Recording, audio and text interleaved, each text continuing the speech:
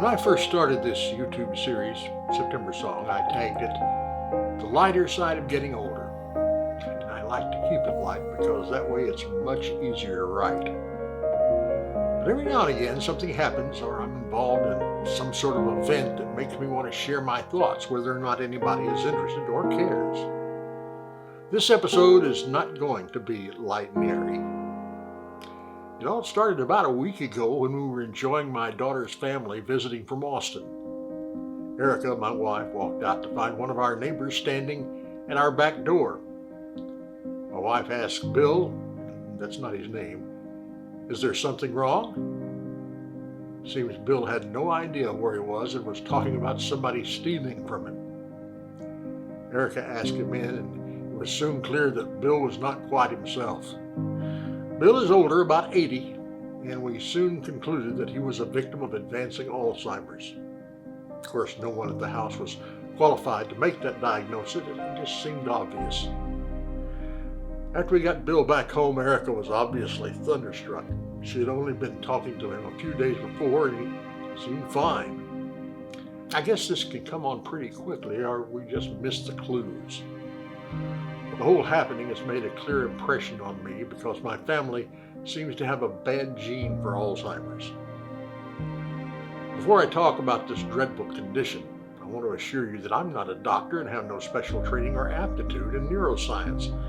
I'm just passing along information that I researched. I offer no advice or opinions and make no personal comments or judgments. It was not until 1901 that German psychiatrist Alois Alzheimer identified the first case of what was to become known as Alzheimer's disease. Here's what it all boils down to. Many confuse dementia with Alzheimer's. They're not the same. Alzheimer's causes dementia. Common symptoms include difficulty in remembering recent events, problems with language, disorientation, and mood swings. It normally occurs in people over 65 years old, but early onset can begin in the early 30s. Genetics, head injuries, depression, and hypertension are the usual risk factors. Diagnosis is difficult, but it's based on symptoms and cognitive testing. The only true test for Alzheimer's is examination of brain tissue, which can only be done following death. The disease is poorly understood, so no one really knows what causes it or how to cure it, although some medications do exist. Alzheimer's is normally relegated to 3 stages. Early stage exhibits impairments of learning and memory. Middle stage is marked by progressive deterioration, eventually hindering independence. Those affected with middle stage are unable to perform most common activities of daily living. Late stage results in patients being completely dependent on caregivers. There is no evidence that supports any particular measure as being effective in preventing Alzheimer's. Global studies designed to prevent or delay the onset of the disease have been sketchy. This is a dire situation and a depressing story.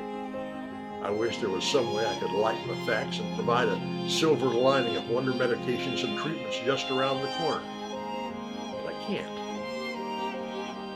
As I stated earlier, I'm not an authority or an expert on Alzheimer's. I simply researched it and shared my findings with you. The more information you have, along with a better understanding of a problem, prepares you to deal with it, if only on the surface. Hopefully, you won't have to deal with it, or deal with anybody who has it. I wanted to know about it, and I felt I should share it with you. It's better to know.